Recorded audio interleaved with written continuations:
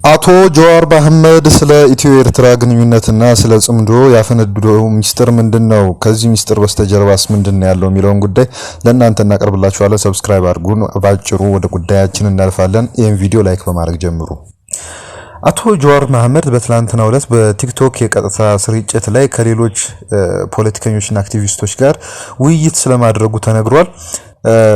በዚህ ውይይት ላይ ባደረገው ንግግር ላይ በኢትዮጵያ ታሪክ ውስጥ የሚፈጠሩ ጊዜያዊ የፖለቲካ ትብብሮች አሊያንስስ ያላቸውን አደጋ፣ አሁን ላይ ሀገሪቱ ስለሚያስፈልጋት የፖለቲካ ራዕይ እንዲሁም ከኤርትራ ጋር ስለሚኖረው ቀጠናዊ ትስስር ሰፋ ያለ ትንታኔ ስለመስጠቱ ተነግሯል።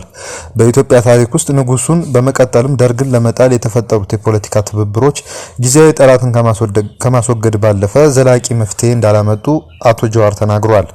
ደርግን ለመጣል የተፈጠረው ትብብር የአማራውን ልሂቅ በማግለሉ አዲስ የፖለቲካ ትርክት እንደወለደ ሁሉ ከ2018 እስከ 2020 እንደ አውሮፓውያን አቆጣጠር የነበረው ትብብርም ትግራይን በማግለሉ ሀገሪቱን ወደ ጦርነት ማስገባቱን ነው ያስታወሰው። በአሁኑ ወቅትም የማዕከላዊ መንግስቱን ውድቀት ተከትሎ አብይን ለመጣል ብቻ ተብለው የሚፈጠሩ ትብብሮች ከፍተኛ አደጋ እንዳላቸው ያስጠነቀቀው ፖለቲከኛው የፖለቲካ ኃይሎች መንግስትን ከመጣል ባለፈ ከአብይ አህመድ ወይም ከብልጽግና በኋላ የምትመጣው ኢትዮጵያ ምን አይነት አስተዳደርና ማህበራዊ አደረጃጀት ይኖራታል በሚለው ዘላቂ ራዕይ ላይ አስቀድሞ ሊወያዩና ስምምነት ላይ ሊደርሱ እንደሚገባ አሳስቧል። ይህ ካልሆነ ግን ሀገሪቱ ወደ ሌላ አዲስ ትርምስ አዙሪት ውስጥ እንደምትገባ ነው ያስጠነቀቀው። የፖለቲካ ምህዳሩ መዘጋትና የውጭ ጣልቃ ገብነትን በተመለከተ ባነሳው ሐሳብ የፖለቲካ መድረኩ ዝግ በሚሆንበት ጊዜ የሰላማዊ ትግል አማራጭ ቦታውን ለጠመንጃ እንደሚያስረክብ ገልጿል። የትጥቅ ትግል የጀመረ ማንኛውም ኃይል ደግሞ የጦር መሳሪያ ድጋፍ ለማግኘት ሲል ከሌሎች የውጭ ኃይሎች ጋር ለመተባበር እንደሚገደድ አብራርቷል። ኢትዮጵያ ውስጥ ያሉት የውስጥ ቀውሶች ለግብጽ የውጭ ፖሊሲ ትልቅ ክፍተት መፍጠራቸውን የጠቆመው አቶ ጀዋር ግብጽ የኢትዮጵያን የውስጥ ቀውስ የማባባስ ከጎረቤት ጋር የማጋጨትና ዓለም አቀፍ ፋይናንስ እንዳታገኝ የማድረግ ስትራቴጂን እየተከተለች መሆኗን አስታውቋል። በተጨማሪም ኢትዮጵያ በሱዳን ጉዳይ ላይ የተከተለችው የተሳሳተ አካሄድ ሱዳን ከኢትዮጵያ አማጽያንና ከኤርትራ ጋር እንድትሰለፍ መግፋቱን ተናግሯል። ከኤርትራ ጋር ሊኖር ስለሚገባው ልዩ ግንኙነት ሰፊ ማብራሪያ የሰጠው አቶ ጀዋር ኢትዮጵያና ኤርትራን እንደ ባዕድ ሀገር ማየት ስህተት መሆኑን ጠቅሶ የሁለቱ ሀገራት ግንኙነት ያላለቀ ፍቺ መሆኑን አመልክቷል። የሁለቱ ሀገራት የሀገረ መንግስት ግንባታና የደህንነት ስጋት እስካልተፈታ ድረስ የኤርትራም ሆነ የኢትዮጵያ ሰላም እውን ሊሆን እንደማይችል አስምሮበታል። የሁለቱ ሀገራት ኢኮኖሚና ሰላም በእጅጉ የተሳሰረ መሆኑን በማንሳትም የኢትዮጵያ ኢኮኖሚ እንዲያድግ በምስራቅ አሰብን በሰሜን ደግሞ ምጽዋን ማግኘት ግድ እንደሚለው ሁሉ በኤርትራ በኩልም ኢኮኖሚዋን ለማሳደግ የኢትዮጵያን ሰፊ ገበያ ማግኘት የግድ እንደሚያስፈልጋት አስረድቷል። ይህ ትውልድ ከቀድሞዎቹ የኢህአዴግ የኦነግና ህወሓት የፖለቲካ ትርክቶች ወጥቶ በሰፊ ሀገራዊና ቀጠናዊ ትስስር ላይ ሊያስብ እንደሚገባ ጥሪ አቅርቧል። አሜሪካና እንግሊዝ እንዳላቸው አይነት ልዩ ግንኙነት በኢትዮጵያና በኤርትራ መካከል ሊገነባ እንደሚገባ ያሳሰበው ፖለቲከኛው የሁለቱ ሀገራት ማህበራዊ፣ ፖለቲካዊ፣ ኢኮኖሚያዊና የደህንነት ጉዳዮች ቀስ በቀስ ካልተሳሰሩ በስተቀር ሁለቱም ሀገራት የህዝባቸውን ህልም ማሳካት እንደማይችሉ አስጠንቅቋል። ይሄ ሐሳብ ከዚህም ባለፈ ጽምዶ የተባለው ወታደራዊ እንቅስቃሴ ወይም የፖለቲካ እንቅስቃሴ መቼ እንደጀመረ በምን መልኩ እንደጀመረና አሁንስ በምን መልኩ እየቀጠለ እንደሚገኝ አቶ ጀዋር የተናገረበት ቪዲዮ አለ። ይሄን ቪዲዮ ተከታትለን ወደ ሌሎች ጉዳዮች እናልፋለን። ህወሓት ከዘራን ጀምሮ ስልጣን ላይ የነበረ ኃይል ነው። በትግል ስልጣን እንዲለቅ ተደረገ። ለፈርስት ስቴፕ ዳቢን ሪኢንቴግሬሽን ከነበረው የበላይነት ግን ዝቅ ብሎ የሚሄድበትን ሁኔታ መፍጠር ያስፈልግ ነበር። ይሄ ምን ያስፈልጋል? ድርድር ያስፈልግ ነበር። አንድ ስልጣን በበላይነት የያዘ ኃይል ኢንሴኩሪቲ ይሰማዋል። ኢንሴኩሪቲ ማለት እንደ ግለሰብም በስልጣን ላይ በነበሩበት ወቅት ለተደረገ ስህተቶች፣ ለተደረጉ ጥፋቶች ጎንና ጎን ያሉ ቁርሾች ስላሉ ልገለል ልጠቃ እችላለሁ የሚል ወደ ኤክስቴንሽን ኢንሴኩሪቲ ኮሌክቲቭ ኤክስቴንሽን ኢንሴኩሪቲ የሚያደርስ ስሜቶች ገና ከመጀመሪያው የተጀመሩ ነበር። ወደ መቀሌ መውጣታቸው ወይም ደግሞ መገፋታቸው ሆነ መርጠው ቢወጡ መነሻው ዘጋ ነው። ማከሉን ከስልጣን መልቀቅ አንድ ነገር ሆኖ ግን ተገፍተው ወደ ሆም ሪጅን ሲገቡ ሴግሪጌሽን ተፈጠረ፣ ጋፕ ተፈጠረ፣ ንፋስ ገባው ማለት ነው። የመጣው በሚዲያ በማህበራዊ ሚዲያ የመጣው ትርክት ወንጀል ሰርተው ህዝቡ መደበቂያ ለሚያደርጉት የህዝባቸው ዕጣ ፈንታ ለሚያሰጋቸው አንድ ላይ ሆነው ወደ ጦርነት እንድንገባ አደረገ። የኢህአዴግ መድረክ ዲሞክራሲያዊም ባይሆን ዲሞክራሲያዊ በሆነ መልኩ የኤሊት ባርጌን የሊቃን ባርጌን የሚደረግበት የስልጣንና የሀብት ክፍያ ድርድሮችና ክፍያዎች የሚደረጉበት ኤሊት ማኔጅመንት ፖለቲካል ማኔጅመንት የሚደረግበት መድረክ ነበር። ያ የፈረሰበት ሂደት አንደኛ ማፍረሱ አስፈላጊ አልነበረም፣ ሪፎርም ነበር መደረግ ነበረበት። የፈረሰበት መንገድ ዲሞክራሲያዊ ስራ ስላልነበረን ዲሞክራሲያዊ ስራ ቢኖር ድርድርና የስልጣንና የሀብት ክፍፍል በፓርላማ በሃውስ ኦፍ ፌዴሬሽን ይካሄድ ነበር። ኢህአዴግ ዲሞክራሲያዊ ስራ ባለመሆኑ ዲሞክራሲያዊ በሆነ መልኩ በፓርቲ ነበር ውሳኔዎች የሚወሰኑት። የመደራደሪያ የመከራከሪያ የመነጋገሪያ መድረኩ አጣ ነው። ጦርነት ገባ። በጦርነት 2 ዓመት ከተጨፋጨፈን በኋላ እድል አገኘንና ፕሪቶሪያ ላይ ተኩስ ማቆም ቻለ። የፕሪቶሪያ ስምምነት ግን ወደ ጦርነት ያስገቡንን ምክንያቶች የፈታ አልነበረም። ወደ ጦርነት የገባ ነው በወልቃይትና ጠገዴ በዌስተርን ትግራይ ጉዳይ አይደለም። ፈንዳሜንታሊ በፖለቲካ ስልጣን አንድ ሁለተኛ የትግራይ እንዲሁም ህወሓት በመጪዋ ኢትዮጵያ ውስጥ ምን አይነት ቦታ ይኑራት የሚለው ጥያቄ ነው ወደ ግጭት ይፈጠራል፣ ወደ ግጭት ያስገባል። ናይሮቢ ላይ የተደረገው ውይይት አስመራ ወዲያ ነው የደረሰው። በሴም ቲንግ ከዛ በፊትም አዲስ አበባ ላይ ጅማ ላይ ኢሳያስና አብይ ሲያደርጉ የነበረው መቀሌ ሲደርስ ነበር። ምን ፈጠረ? ይሄ ጥርጣሬዎችን እያባባሰ ሄደ እና ከዛ ወዲህ ደግሞ የትግራይ የውስጥ ምስቅልቅልነቱ በተወሰነ ደረጃ የአብይ ኮንትሪቢዩሽን የነበረበት ህወሓት ያው በጣም ጠለቅ ማለት አልፈልግም እንጂ ከዚህ ጋር ተያይዞ የጽምዶ ጉዳይ ዛሬ ጽምዶ ይውደም ጽምዶ ይንገስ ብትል ብዙ ለውጥ አያመጣም። እንዴት ነው ወደ ጽምዶ የገባ ነው? ለኔ ጽምዶ 2018 ነው የተጀመረው። ኢትዮጵያና ኤርትራ ወይም ደግሞ ሻዕቢያና ወያኔ 1991 ደርግ ጥለው ስልጣን ያዙ። ከዛ በኋላ ሀገራዊ ተቋማዊ ኢንስቲትዩሽናል የሆነ የሁለት ሀገሮች ግንኙነት ሳይሆን የሁለት ፓርቲዎች ግንኙነት ነው ያደረጉት። ቢግ ሚስቴክ ነበር። ያ ስላልቆየ ወደ ጦርነት አስገባን። ሁለቱ ፓርቲዎች ሲት መቃቃር ጀመሩ። የሁለት ሀገሮች ጦርነት ገባን። ለ20 ዓመት ኢትዮጵያ በነበራት አቅም ኤርትራን ፍሪዝ አድርጋ በማዕቀብ ውስጥ ማቆየት ቻለች። 2018 ለኢትዮጵያ ለኤርትራም እድል ነበረ። ነገር ግን ያን እድል ዘላቂ ሰላምና በትብብር ላይ የተመሰረተ የኢኮኖሚ እድገት ከማምጣት ይልቅ ህወሓትን መደቆስ ላይ ያደረግነው።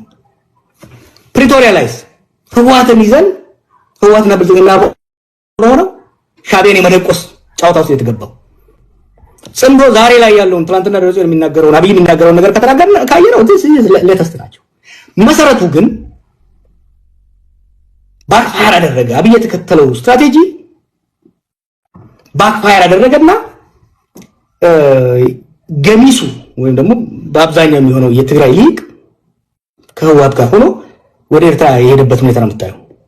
ለኔ ጽምዶ ኢስ አ ዲፌንሲቭ ፓክት የኤርትራ ኃይልም ከአዲስ አበባ ሊመጣበት የሚችለውን አቅሙ ኢኮኖሚውም ትልቅ ሆነ ጎረቤት ሊመጣበት የሚችለውን ራሱን ለመከላከል ያደረገው ታክቲካል ነው። ጽምዶ ማለት ታክቲካል አላያንስ፣ ታክቲካል ዲፌንሲቭ አላያንስ። ይሄ አላያንስ ምንድነው ይዞ ሊመጣ የሚችለው? ወይ ነራጆን እንደሚሉት አሸንፈው አዲስ አበባ የሚገቡበት፣ ወይ አብይ እንደሚለው ሁለቱንም የሚፈረካከስበት፣ ሶስተኛው ደግሞ ለረጅም ፕሮትራክትድ ጦርነት የምንገባበት እድል ውስጥ ነው የሚከተን። ለዚህ ነው ይሄ ጦርነት እንዳንገባበት መረባረብ አስፈላጊ ነው ብዬ በተደጋጋሚ የምናገረው። ቪዲዮ እንደተከታተላችሁት ነው ስለ ጽምዶ አጀማመርና ስለ ጽምዶ የትጋ ተነስቶ የቱጋ እንደደረሰ የሚያሳይ ጉዳይ ነው ወይ ደግሞ ትንታኔ ነው ያቀረበው አቶ ጀዋር። እንግዲህ ስለ ጽምዶ እጅግ በጣም አወዛጋቢ ነገሮች እየተከሰቱ ነው። ያው እንደምታውቁት ጽምዶ በኢትዮጵያ መንግስት በኩል ትልቅ ስጋት ፈጥሮ እንዲያውም በወታደራዊ አዛዦቹ አማካኝነት ለዲፕሎማቶች ገለጻ እስከሚያሰጥበት ከዚህም አልፎ በቀን 3 ዜና እስከሚሰራበት ድረስ ደርሷል። እንግዲህ ጽምዶ እንደዚህ ከሆነ መነሻው መዳረሻው የት ይሆናል የሚለውን አብረን የምናየው ይሆናል። ወደ ሌላ ጉዳይ ስናልፍ በጀነራል ሰዓረ መኮንን ግድያ እድሜ ልክ እስራት ተፈርዶበት የነበረው ግለሰብ ከእስር ቤት ውስጥ ተወስዶ አሁን ያለበት ቦታ አልታወቀም ተብሏል። መሰረት ሚዲያ እንደዘገበው ከሆነ ከ7 ዓመት በፊት የኢትዮጵያ መከላከያ ሰራዊት ጠቅላይ ኤታማዦር ሹም የነበሩትን ጀነራል ሰዓረ መኮንንና ሜጀር ጀነራል ገዛኢ አበራን በመግደል ወንጀል ጥፋተኛ ተብሎ የእድሜ ልክ እስራት ተፈርዶበት የነበረው 10 አለቃ መሳፍንት ጠጋቡ ከታሰበበት አባ ሳሙኤል ማረሚያ ቤት በትላንትናው ዕለት ተወስዶ ያለበት ቦታ አለመታወቁ ገልጿል። የመንግስት የመረጃ ምንጮች ለመሰረት ሚዲያ ተናገሩት እንደተባለው ከሆነ የጥበቃ አካላት ተከሳሹን ዞን 22 ተብሎ ከሚጠራው ማረሚያ ቤቱ ክፍል ወስደው የሄዱ ሲሆን ለምን ዓላማና ወዴት እንደወሰዱት እስካሁን የታወቀ ነገር የለም። የማረሚያ ቤቱ አንድ ባልደረባም 10 አለቃ መሳፍንት ጠጋቡ ትላንት ከእስር ቤት ተወስዶ መሄዱንና እስካሁንም ያለበት ሁኔታ እንደማይታወቅ አረጋግጠዋል። 10 አለቃ መሳፍንት ጠጋቡ የጀነራል ሰዓረ መኮንን የቅርብ ጥበቃ አባል የነበረ ሲሆን በወቅቱ በአማራ ክልል ከተካሄደውና ከከፍተኛ አመራሮች ግድያ ጋር በተያያዘ በአዲስ አበባ ከተማ በተፈጸመው ጥቃት ዋና ተጠርጣሪ ሆኖ በቁጥጥር ስር መዋሉ ይታወሳል። የፌዴራል ከፍተኛ ፍርድ ቤት ልደታ ምድብ 3ኛ የህገ መንግስትና የጸረ ሽብር ችሎት በግድያ ወንጀሉ ጥፋተኛ ብሎ በመፍረድ የእድሜ ልክ ጽኑ እስራት ፈርዶበት እንደነበር የፍርድ ቤት መዝገቦች ያመለክታሉ። በወቅቱ አቃቢ ህግ ተከሳሹ የተጣለበትን የህዝብና የመንግስት አደራ በመጣስ እንዲሁም ወንጀሉን ለማቀናጀትና ለመፈጸም በማሴሩ ምክንያት የሞት ቅጣት እንዲጣልበት ፍርድ ቤቱን ጠይቆ ነበር። በሌላ በኩል ተከሳሹ የህግ ጠበቆች ደንበኛቸው ከዚህ ቀደም ምንም አይነት የወንጀል ሬከርድ የሌለ መሆኑን በመጥቀስ የሞት ቅጣት መጣሉ ህገወጥ ነው ሲሉ ተከራክረው ነበር። ፍርድ ቤቱም የቀረቡትን ማቅለያዎችና ማክበጃዎች መዝኖ በመጨረሻ 10 አለቃ መሳፍንት ጠጋቡ በእድሜ ልክ እስራት እንዲቀጣ ውሳኔ አስተላልፎ ወደ አባ ሳሙኤል ማረሚያ ቤት እንዲላክ አድርጎ ነበር። አሁን ላይ ተከሳሹ በጽኑ እስራት ላይ ያለ ድንገት ከማረሚያ ቤት ተወስዶ ያለበት ቦታ ለመታወቁ በጉዳዩ ተከታታዮች ዘንድ ጥያቄን ፈጥሯል። የጸጥታ አካላት ተከሳሹን ለምን እንደወሰዱትና አሁን የት እንደሚገኝ እስካሁን ከየማረሚያ ቤት ወይም ከሚመለከታቸው የመንግስት አካላት የተሰጠ ይፋዊ መግለጫ ስላለመኖሩ ነው የተዘገበው። ወደ ሌላ መረጃ ወይም ወደ መጨረሻ መረጃችን እናልፋለን። በጃማ ኔትወርክ ኦፕን ጆርናል ላይ የታተመ አንድ አዲስ ጥናት በትግራይ ውስጥ ስላለው አስደንጋጭ ሁኔታ አጋልጧል። ይህ ጥናት እንዳመለከተው እንደ አውሮፓውያን አቆጣጠር ከህዳር 2020 እስከ ህዳር 2022 የነበረው የትግራይ ጦርነት በመቀሌ ከተማ በሚሰጥ የኤችአይቪ ምርመራና ሕክምና ላይ ከፍተኛ መስተጓጎል ፈጥሯል ብሏል። በመቀሌ በሚገኙ 7 የጤና ተቋማት ውስጥ የ20 ዓመታትን መረጃና 13478 የኤችአይቪ ምርመራዎችን በመጠቀም የተሰራው ይህ ጥናት አሳሳቢ ግኝቶችን አሳይቷል ተብሏል። በጥናቱ መሰረት በጦርነቱ ወቅት አዳዲስ የኤችአይቪ ምርመራዎች ታካሚዎችን ከሕክምና ጋር የማገናኘትና የጸረ ኤችአይቪ ሕክምና አጀማመር ከ29 እስከ 32 በመቶ የሚደርስ ቅናሽ አሳይተዋል። በዚህ የሕክምና አገልግሎት መቋረጥ ምክንያት በከፍተኛ ሁኔታ የተጎዱ ሴቶች እንዲሁም ከ0 እስከ 24 ዓመት ዕድሜ ክልል ውስጥ የሚገኙ ወጣቶችና ህጻናት መሆናቸውን የተመለከተው። በተጨማሪም ከመንግስት ተቋማት ይልቅ መንግስታዊ ባልሆኑ ድርጅቶች በሚተዳደሩ የጤና ተቋማት ታካሚ የሆኑ ዜጎች ከፍተኛውን የአገልግሎት መቋረጥ አስተናግደዋል። ከጦርነት ማብቃት በኋላ በአማካይ የህክምና አገልግሎቱ ወደ ቀድሞ የጦርነት ቅድመ ሁኔታ የመመለስ አዝማሚያ ቢያሳይም በጦርነት ወቅት የተፈጠረውን ከፍተኛ ክፍተት ግን ከ2 ዓመታት በኋላ ቢሆን ማካካስ አልተቻለም።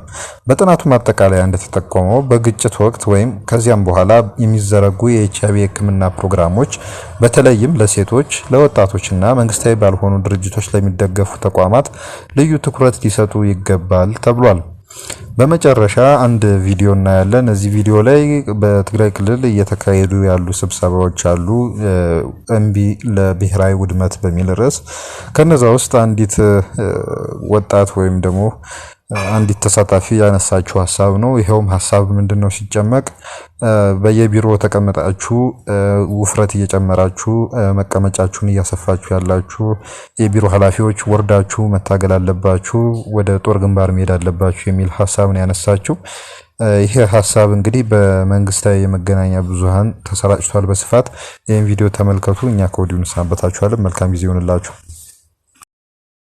አቢሮ ዘለኹም ወንበርስ ዘይትወርዱ ዘይትጋደሉ እቶም ኣካሎም ዝጎደሉ እህዋትና ንሶም ይመርሕዎ እዮም